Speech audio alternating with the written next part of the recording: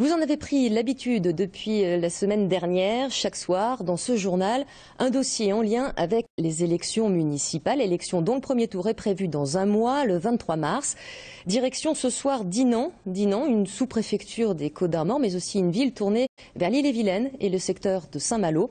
4 candidats sont actuellement en lice. L'un des enjeux, que Dinan devienne une communauté d'agglomération à l'attractivité plus forte. Gilles Raoul, Thierry Bouilly. Dinan, la médiévale, sur son pavé résonnent encore les joutes des chevaliers du Moyen-Âge. Aujourd'hui excentrée mais touristique, elle vit à l'ombre des 3 pôles d'attractivité que sont Saint-Brieuc, Rennes et Saint-Malo. Elle est naturellement tournée vers le pays malouin. Son atout extérieur, une communauté de communes. Sa faiblesse, l'entretien de cette jolie cité historique et un taux de chômage très élevé. Alors à l'intérieur de ces murailles, les 4 candidats en lice pour le fauteuil de premier magistrat sont en ordre de bataille. Séverine Riot, installée à Dinan depuis quelques années, elle a décidé de se lancer dans l'aventure. C'est une première, sans étiquette, sa sensibilité est de centre droit. Il faut fédérer les communes autour de Dinan, première couronne, mais pas simplement. Il faut que Dinan devienne une communauté d'agglomération. Pourquoi? Pour attirer les PME, redynamiser le commerce. Créer une communauté d'agglomération, c'est bien le point commun affiché par les 4 candidats. Une mairie que quitte l'UMP René Benoît après 5 mandats successifs. Il soutient son premier adjoint et bras droit en charge des finances, Didier Lechien. Centriste de droite, il est aussi vice-président de la communauté de communes.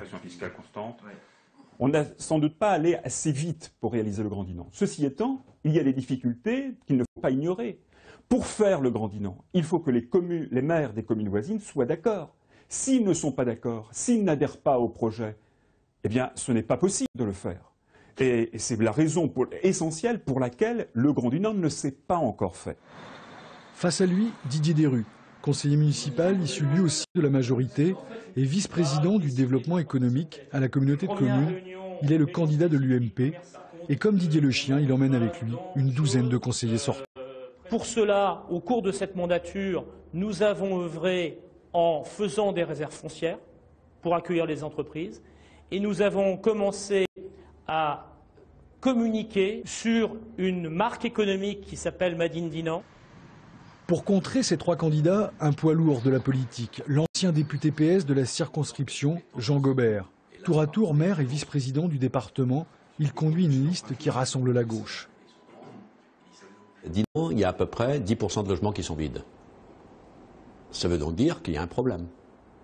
Et que, bien sûr, le problème de l'agrandissement de Dinan, de la surface de Dinan se pose, mais le problème déjà du remplissage des logements de Dinan se pose aussi. Et c'est le problème parfois d'un certain nombre de villes-centres où il n'y a pas eu de politique d'amélioration du logement qui aurait permis aux gens de rester dedans. Renforcer l'identité et l'attractivité de Dinan au sein de la Bretagne semble bien l'objectif de ces prochaines élections municipales. Et pour cela, l'obtention du statut d'agglomération et les subsides qui vont avec semblent un bon levier. Mais pour cela, Dinan devra fédérer à l'intérieur comme à l'extérieur de ses murailles. Et le dépôt des listes pour le premier tour des élections municipales, c'est le jeudi 6 mars à 18 h. 3 minutes et pas une seconde de plus pour aligner le plus grand nombre de mailles. Voilà le défi que doivent relever celles et ceux qui concourent aux compétitions de tricot de vitesse. 81 mailles par